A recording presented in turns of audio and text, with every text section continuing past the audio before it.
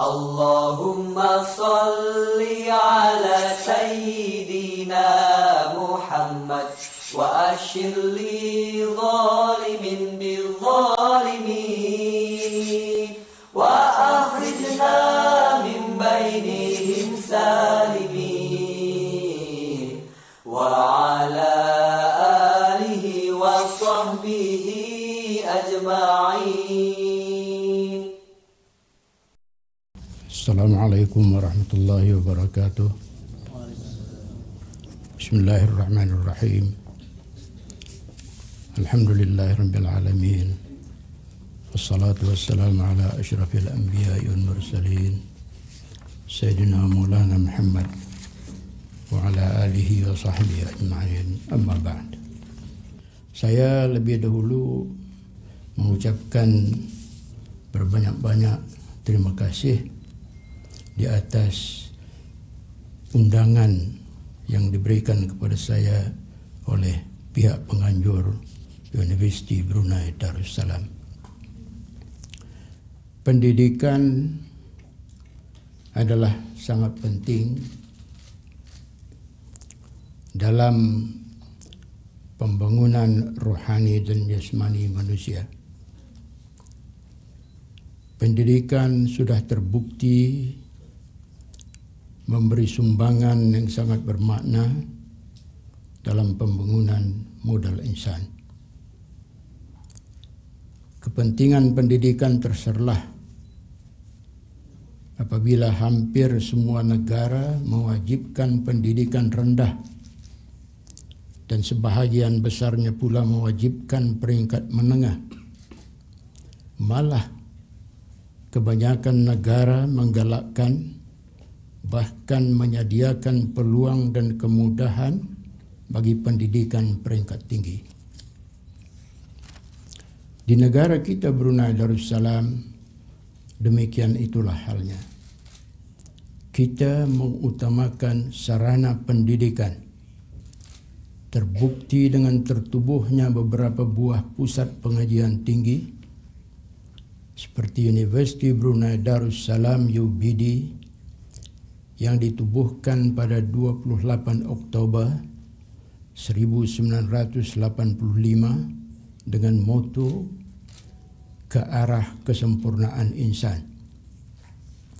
Institut Teknologi Brunei ITB ditubuhkan pada 1986 dengan moto Our National Engineering and Technology University.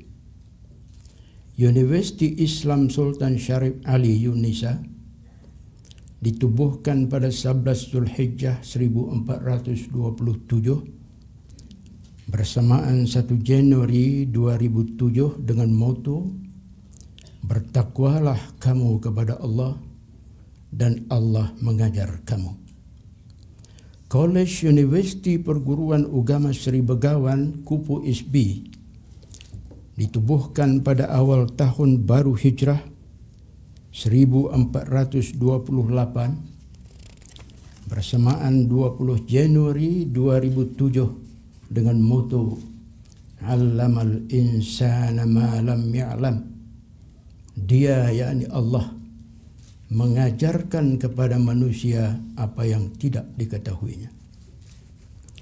Sarana pendidikan ini, khusus di peringkat tinggi, merupakan pemprosesan manusia-manusia ilmuwan yang diharapkan dapat menyumbang kepada pembangunan rohani dan jasmani manusia. InsyaAllah, saya akan bercakap sekarang atas tajuk Masa Depan Pengajian Tinggi Islam di Negara Brunei Darussalam, Harapan dan Cabaran. Tajuk ini adalah pilihan pihak penganjur sendiri yang disempurnakan dengan sambutan ulang tahun ke-30 UBD dan sambutan ulang tahun Pusat Pengajian Islam Sultan Omar Ali Saifuddin yang kelima. Apabila mengamati tajuk ini, saya mendapati banyak sudut yang boleh dikaitkan dengannya. Antara lain dari sudut sejarah pengajian tinggi Islam di negara ini yang merangkumi pandangan awal dan hasrat penubuhannya, perjalanan dan perkembangannya dari masa ke semasa, meliputi pentadbiran, para pensyarah dan lain-lain. Tetapi selaras dengan ungkapan sempena ulang tahun di dalam tajuk, saya hanya akan fokus kepada sejarah awal tertubuhnya pengajian tinggi Islam di negara Brunei Darussalam dan apa yang telah dilaluinya.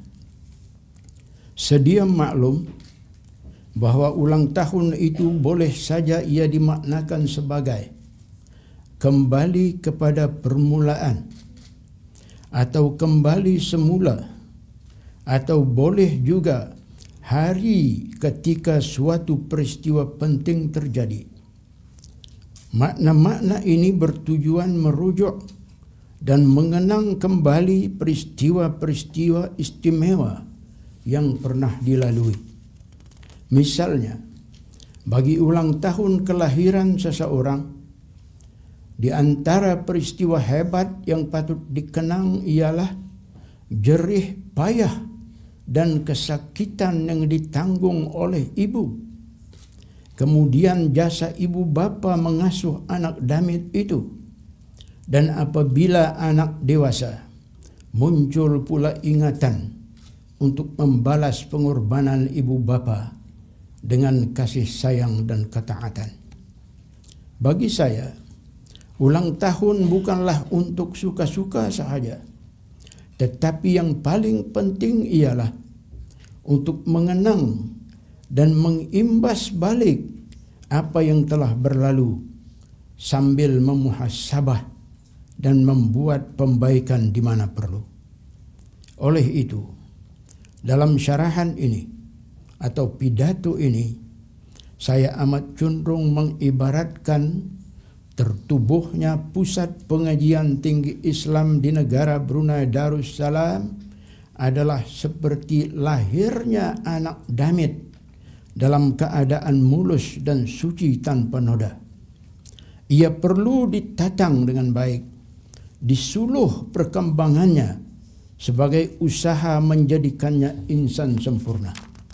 Begitulah juga dalam usaha untuk menjadikan pengajian tinggi sebagai pengajian yang ulung dan syiar kepada negara, maka adalah perlu ianya dikelola dengan cara-cara yang berkat.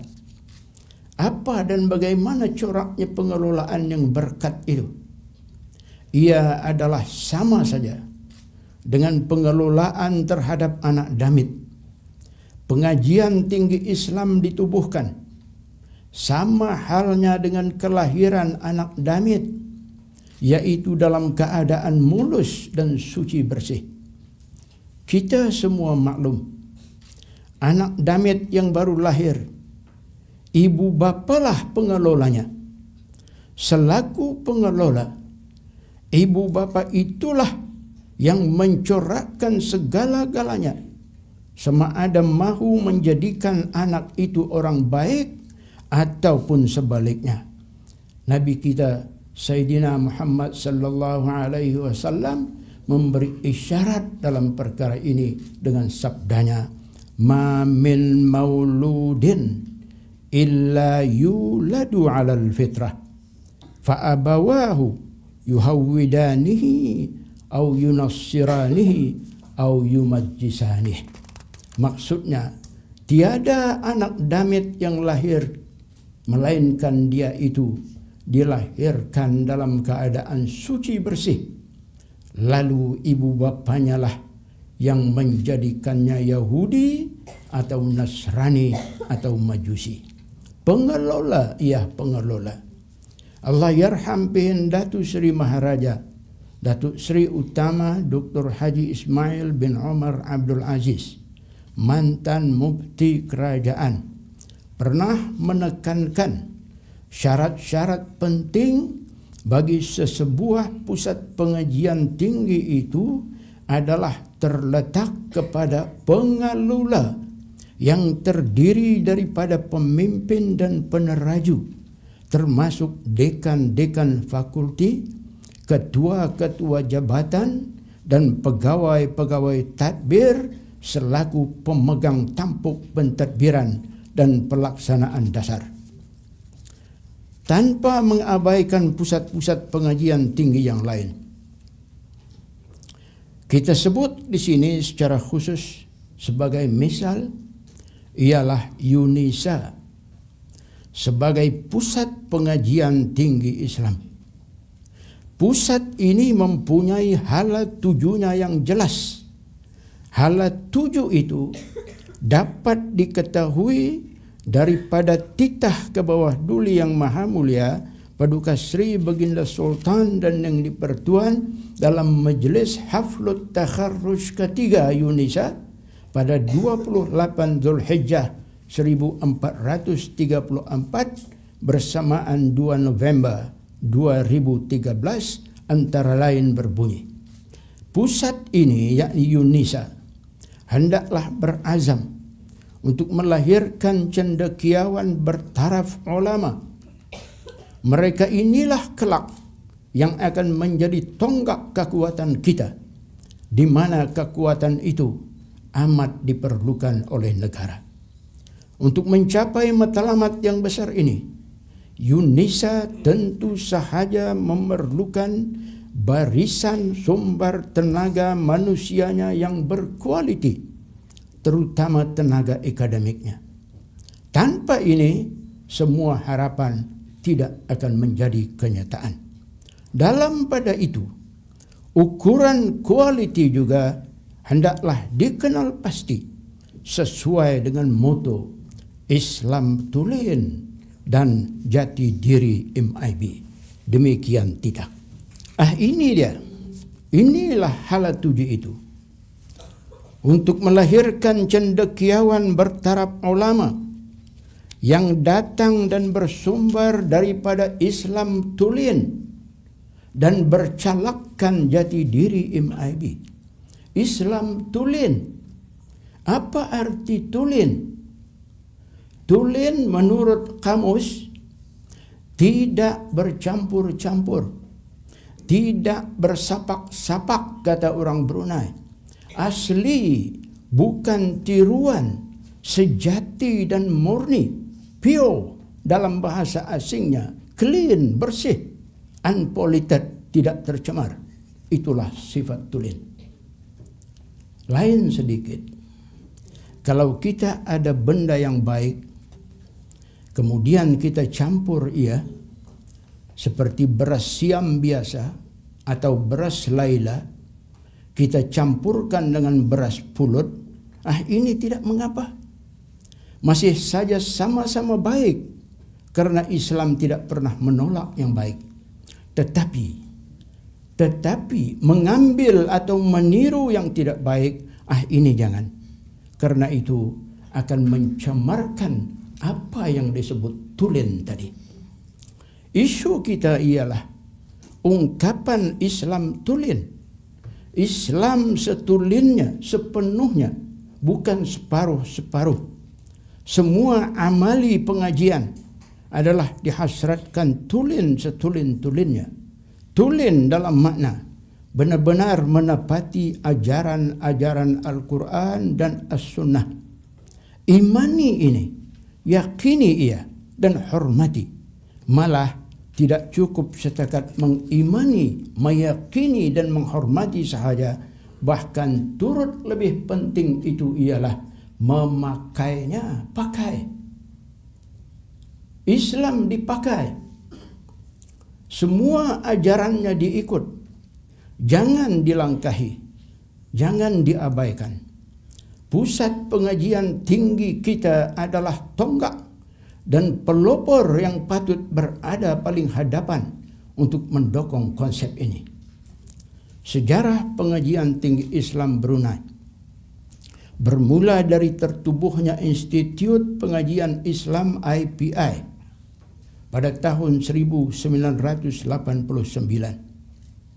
Setelah 10 tahun berlalu dari penubuhan itu, IPI telah dicantumkan kepada Fakulti Pengajian Islam Universiti Brunei Darussalam UBD pada tahun 1999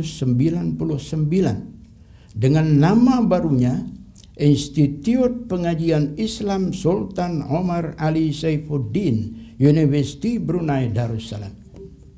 Kemudian, sesudah berlalu 18 tahun dari penubuhan IPI dan 8 tahun dari percantumannya dengan Fakulti Pengajian Islam UBD, ke bawah Duli Yang Maha Mulia Paduka Sri Baginda Sultan dan Yang di-Pertuan telah memperkenankan pula penubuhan Universiti Islam Sultan Syarif Ali Yunisa, iaitu pada tahun 1427 bersamaan 2007, dan tidak lama kemudian pada tahun 1428 2007 sebuah lagi pusat pengajian Islam lahir dengan namanya College Universiti Perguruan Agama Sri Begawan Kupu Isbi.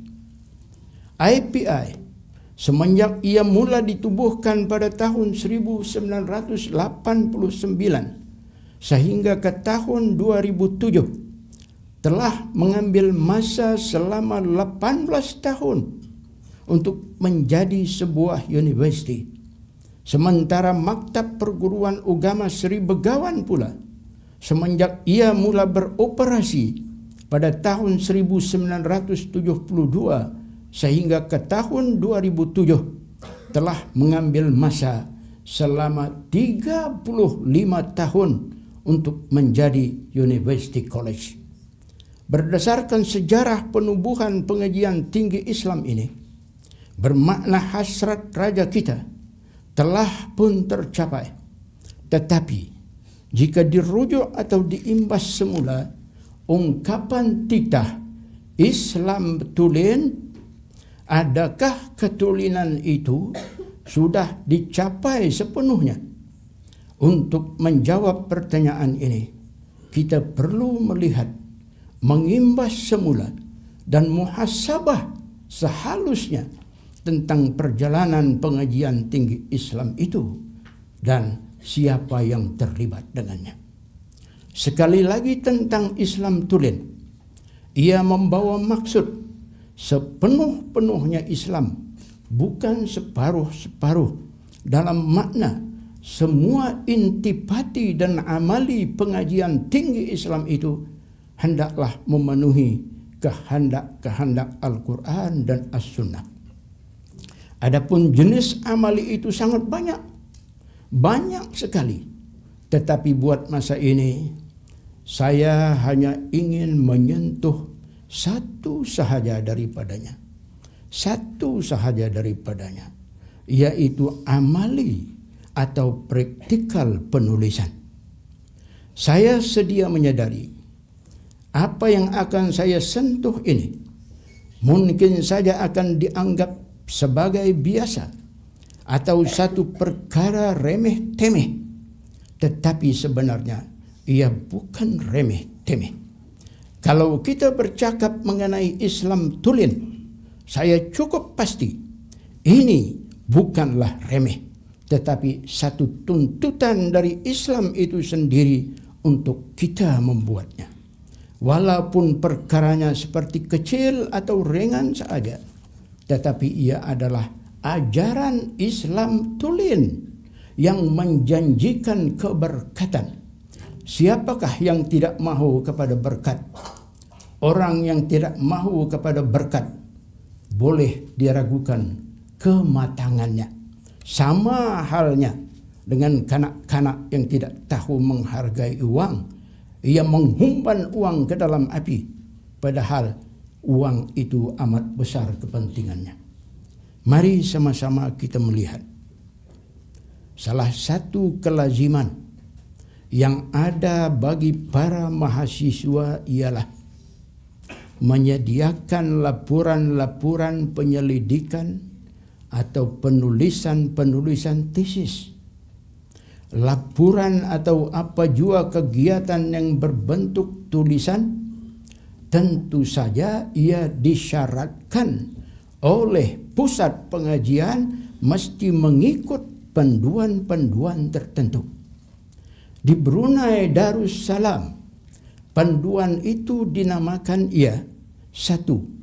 Bimbingan penulisan esei yang disediakan oleh Badan Mahasiswa Pengajian Islam Universiti Brunei Darussalam. 2. Panduan penulisan akademik disediakan oleh Pusat Penerbitan College Universiti Perguruan Agama Sri Begawan Kupu SP. Dan 3. Dalil Kitabatil Buhuth Al-Ilmiyah disediakan oleh Universiti Islam Sultan Syarif Ali Yunisa. Apabila membaca buku-buku panduan ini dan lain-lain yang sejenis dengannya, seperti buku Kaidah Penyelidikan Suatu Suratan oleh Profesor Madya Dr. Idris Awang, terbitan Akademi Pengajian Islam Universiti Malaya, saya merasakan masih saja ada kekurangan yang ketara yang tidak termaktub di dalam panduan-panduan tersebut, walhal ia adalah amat mustahil. Perasaan ini muncul mungkin karena kesan dari menemui perkara itu di dalam kitab-kitab turath, sedang di dalam panduan-panduan kita tidak ada. Apakah yang saya akan maksudkan sebagai tercicir yang tidak ada itu? Apa dia? Bukannya perkara berat, bukannya perkara susah sangat, tetapi cuma yang mudah-mudah belaka, yaitu ungkapan-ungkapan basmalah, bismillahirrahmanirrahim, hamdalah, alhamdulillah, syahadatain, asyhadu an la ilaha illallah wa asyhadu anna muhammadar rasulullah, salawat dan salam, Allahumma salli wa sallim ala sayyidina Muhammad. Ini yang dicicirkan itu, yang tidak muncul di dalam buku-buku panduan penulisan. Ini yang tidak muncul itu. Perkara ini ringan, nampaknya kecil, remeh, tetapi bukan remeh, saudara. Cuma setakat ini, hanya Yunisa sahaja dalam panduan penulisan tesisnya ada mensyaratkan untuk menulis basmalah. Cuma basmalah. Bagaimanapun, tahniah kepada Yunisa, tahniah karena Allah Subhanahu wa ta'ala, bukan karena yang lain-lain, tetapi karena Allah juga. Sebab Islamlah yang menyuruh perkara ini dan Yunisa telah mematuhinya. Barakallahu li Yunisa wa baraka alaiha. Mengapa perlu menuliskan ungkapan-ungkapan ini? Teristimewanya ungkapan basmalah saja. Ya sudah tentu ia perlu, terutama bagi pusat-pusat pengajian tinggi Islam dan bagi penuntut-penuntutnya. Apa sebab ia tidak perlu? Bukankah ia ini satu dari ajaran Islam tulen? Satu dari ajaran Islam tulen. Kita usah cuai dengan istilah Islam tulen. Hayati ia benar-benar, fahamkan falsafah dan hikmahnya. Secara pribadi, saya amat mengesali senario atau tren mengabaikan ungkapan-ungkapan ini. Seperti saja ia sudah jadi piawaian yang tidak boleh lagi digugat-gugat. Siapa atau dari manakah asal datangnya ini semua? Saya berani kata, bukan dari para ilmuwan Islam, tetapi adalah dari orang lain. Orang lain yang melakarnya. Kerana para ilmuwan Islam tulen tetap sahaja akan menulis semua ini di dalam buku-buku atau kitab-kitab mereka berbanding dengan para ilmuwan mutaakhir, seperti saja mereka itu sudah tidak berminat lagi dengannya. Ini bukan kita saja di sini. Bukan kita di sini sahaja yang berbuat demikian, yang mengabaikan warisan ini. Malah saya juga membaca beberapa panduan lain, bahkan yang ditulis dalam bahasa Arab, seperti buku Kaifa Taktubu Bahthan wa Risalah oleh Dr. Ahmad Shalabi, citakan Maktabah An-Nahdhah Al-Misriyah. Juga tidak terdapat ungkapan-ungkapan berkat ini disyaratkan bagi penulisan-penulisan kajian. Tidak ada, saudara, tidak ada. Dari pengalaman dengan seorang pensyarah, nah ini pengalaman benar. Saya tidak tahu pensyarah yang saya maksudkan di sini ada atau tidak. Dari pengalaman dengan seorang pensyarah, menambahkan lagi kehairanan saya. Sebelum itu usah risau, saya tidak perlu untuk menyebut nama. Pensyarah ini sebaik-baik sahaja balik dari luar negara selepas membentang kertas kerjanya di sebuah seminar. Seminar berunsur atau bertemakan Islam. Dia memberi saya satu salinan kertas kerjanya itu. Saya dapati kertas ini juga kosong dari basmalah, hamdalah dan salawat. Saya tidak menangguh lama-lama. Dari hati ke hati, saya terus komen. Tajuk kertas ini, kata saya, bagus. Mengupas tentang Islam. Tetapi sedikit janggal, kata saya. Ia tidak diawali dengan basmalah sekurang-kurangnya. Saya tidak nampak ia diawali dengan basmalah sekurang-kurangnya.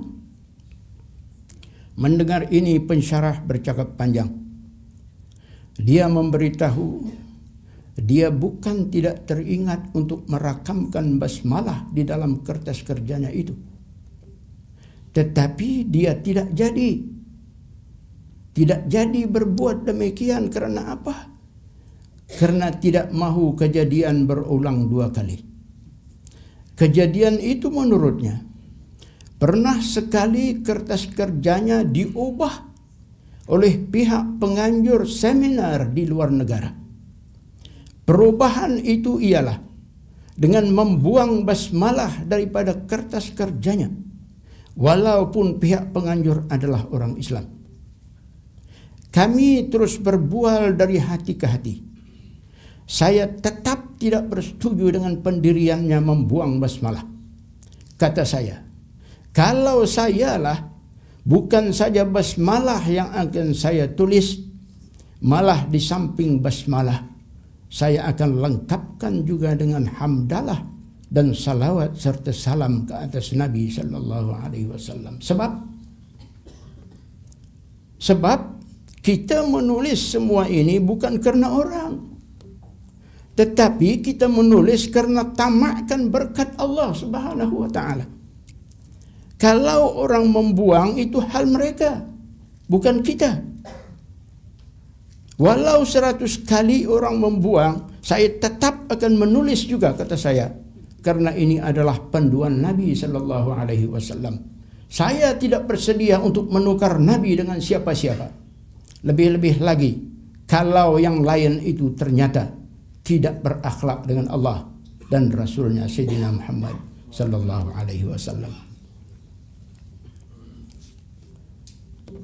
Saya kira-kira memang telah ditakdirkan saya ini untuk menghadapi isu bakhil menulis basmalah. Sebab sering-sering saja menuju kepada saya. Belum lama saya mendapat tahu seorang penuntut yang sedang menyiapkan kursus masternya telah dilarang dari mengungkapkan basmalah dalam tesisnya. Saya telah bercakap mengenai perkara ini di Kupu ISBI. Saya tidak akan mengulangnya lagi. Tidak lama dari saya berceramah di Kupu ISBI, cuma selang beberapa hari sahaja, berlangsung pula Majelis Ilmu 2015. Di antara acara majelis ini ialah seminar. Ramai para penulis kertas kerja diundang untuk menulis, yang terdiri daripada para pakar dan ahli akademik dari dalam dan luar negara. Selepas seminar, kertas-kertas kerja mereka itu diterbitkan dalam bentuk buku. Saya turut diberi 2 naskah. Buku mengandungi 294 muka surat. Buku ini saya buka satu persatu. Saya dapati hanya sekapur sirih dari setiap usaha dan kertas kerja saya sahaja yang ada tertulis basmalah pada sebelah atasnya. Sementara kertas-kertas kerja yang lain-lain semuanya tidak ada basmalah. Kosong dari basmalah. Tidak ubahnya. Seperti juga kita membaca buku-buku atau tulisan-tulisan oleh orang lain yang bukan beragama Islam. Caranya sama saja tanpa basmalah. Mengapa ini? Mengapa?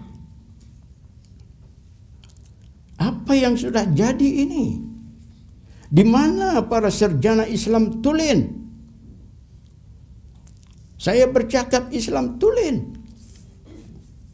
Saya mendukung titah ke bawah dulu yang maha mulia, Islam tulen. Jadi di mana para sarjana Islam tulen di sini? Mengapakah remas sangat dengan basmalah? Mengapa? Dengan bismillahirrahmanirrahim kita remas. Sudahlah sendiri tidak mahu basmalah, orang lain pula penuntut turut dilarang supaya tidak payah tulis basmalah. Di mana ilmu para sarjana muslim di sini? Di mana mereka hendak letak hadis Nabi sallallahu alaihi wasallam tentang basmalah? Di mana iman kita di sini? Di mana janji kita mahu mengikut Nabi sallallahu alaihi wasallam? Di mana? Dari kecil sampai dewasa dan malah sampai tua, apakah kita belum pernah diajar atau membaca hadis tentang basmalah? Kalau sudah pernah, bukankah ia cuma hadis yang mudah saja untuk difaham? Tidak mesti perlu kepada pangkat sarjana untuk memahaminya. Murid sekolah rendah pun insya Allah dapat memahaminya. Ya, di mana kita dengan hadis? Dengan hadis ini di mana? Kullu amrin dzibalin la yubda'u fihi bi bismillahirrahmanirrahim fahuwa abtar au aqta au ajdam. Yang bermaksud setiap perkara yang baik tidak dimulai padanya dengan bismillahirrahmanirrahim, maka perkara itu terputus kebajikannya, atau terputus segala keberkatannya, atau tidak ada langsung kebaikannya. Masih tidak jelaskah lagi maksud hadis ini kepada kita? Berkata guru atau pensyarah, bahkan saya sudah pun ajar ini kepada murid-murid saya. Saya telah pun ajarkan ini, syarahkan ini kepada siswa-siswa saya. Tetapi tuan-tuan, mengajar saja belum cukup. Di samping mengajar dan siapa yang diajar, mesti pula memakai apa perkara yang diajar atau dipelajari itu. Semua kita, khasnya para sarjana, adalah wajib mengelak dari terkena amaran Allah ini. Allah ada amar. A'udzubillahi minasyaitonirrajim. Kabura maqtan 'indallahi an taqulu ma la taf'alun. Tafsirnya, amatlah besar kebencian dan kemurkaan Allah apabila kamu berkata apa yang kamu tidak lakukan. Jadi kita mengajar atau menyuruh orang supaya buat, tetapi kita tidak buat, atau dalam ilmu kita sudah tahu Nabi ada menyuruh sesuatu dan kita pun mampu untuk membuatnya kalau kita mahu, tetapi kita tidak mahu, tidakkah ini juga masih masuk dalam kategori kabura maqtan indallah? Ya, masuk. Jadi kemana kita? Kemana kita hendak mengelak nukilan Al-Khatib Al-Baghdadi dalam Al-Jami' ini? Nabi sallallahu alaihi wasallam bersabda, Bismillahirrahmanirrahim, miftahu kulli kitabin. Maksudnya, Bismillahirrahmanirrahim itu pembuka segala kitab atau tulisan. Abdullah bin As'ad Al-Yafi'i pula dalam Ad-Durrun Nazim fi Khawasil Quranil Karim menyebut riwayat ini.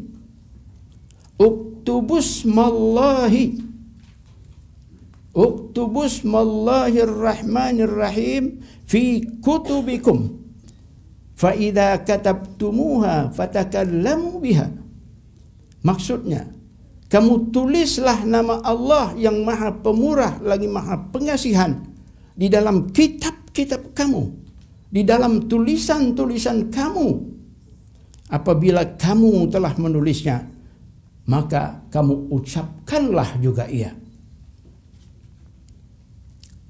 Seorang ulama besar tabi'in, Sa'id bin Jubair radhiyallahu anhu mengungkap, la yasluhu kitabun illa awwalahu bismillahirrahmanirrahim wa in kana syi'ran.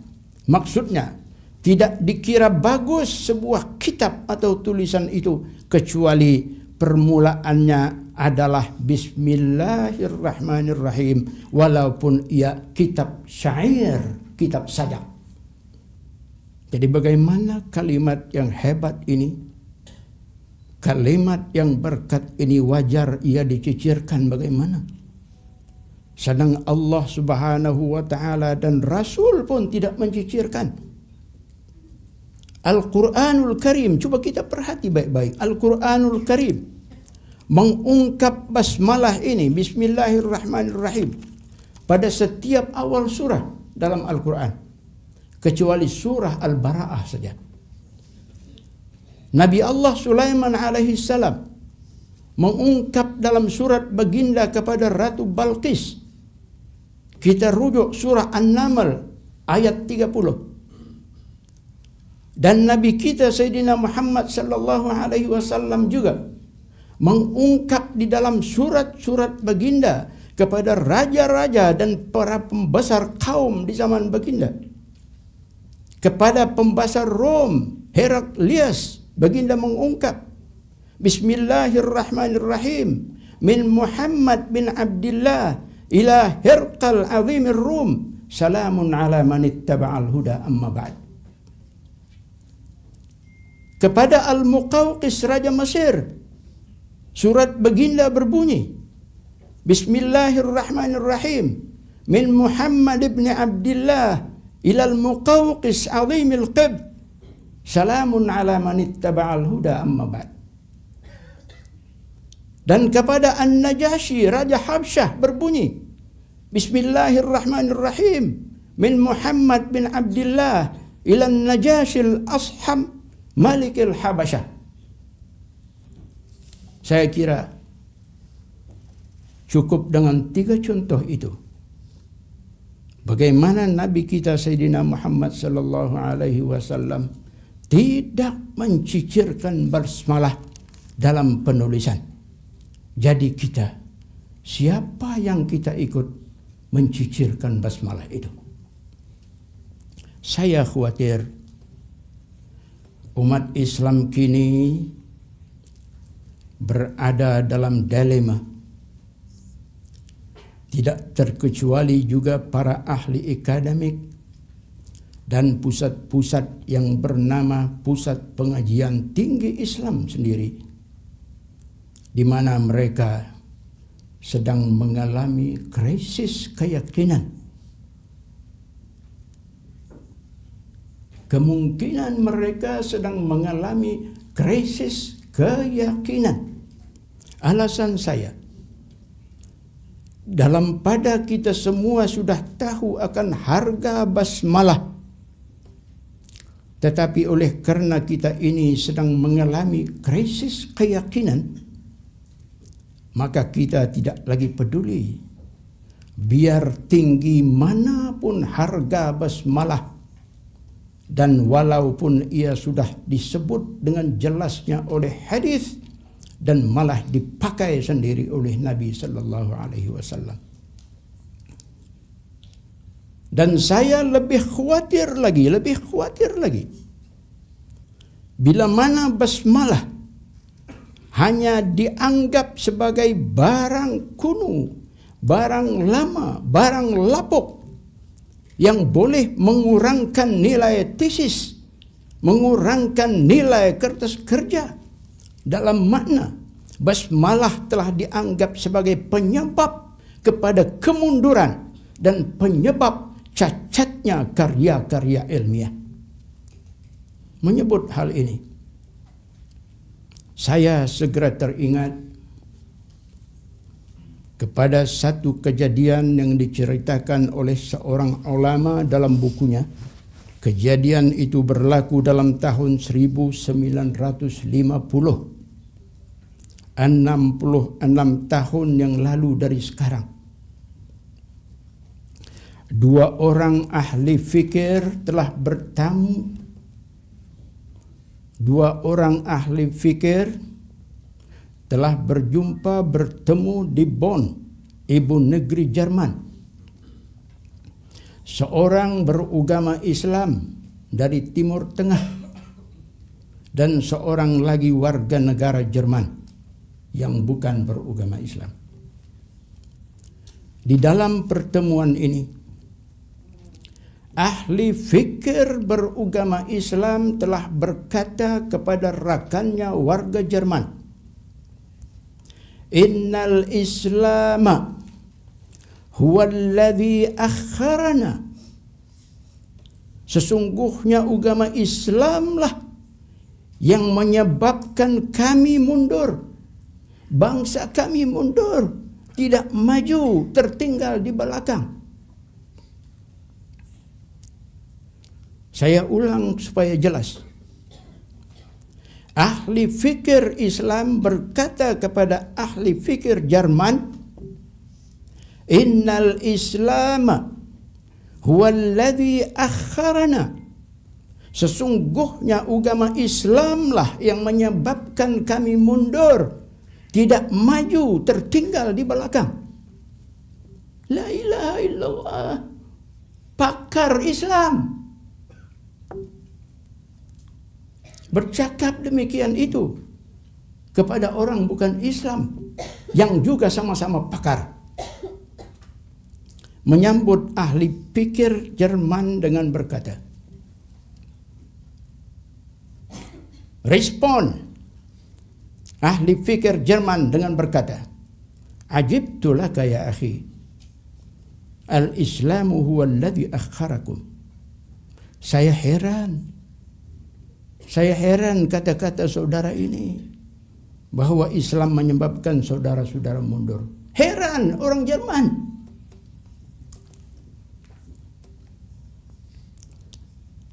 Ahli fikir Jerman mengajak ahli fikir Islam ini berjalan-jalan melawat di sekitar Bandar Bonn.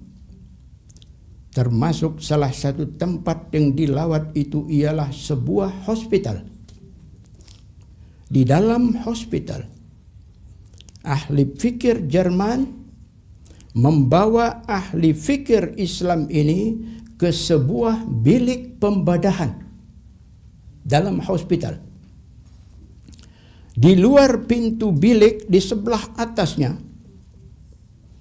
tertulis satu ungkapan berbunyi, "Ma mala'a adamiyun wi'a'an syarran min batnin bihasbi bani adama ukulatun yuqimna sulbahu fa in kana la muhalah fa thuluthun li ta'amihi wa thuluthun li syarabihi wa thuluthun li nafasihi." Al-qailu Muhammad bin Abdillah. Maksudnya, tiada seorang anak Adam yang memenuhi satu ruang yang lebih buruk daripada perutnya. Memadailah anak Adam itu makan beberapa suap sahaja yang kira-kira dapat menegakkan tulang belakangnya.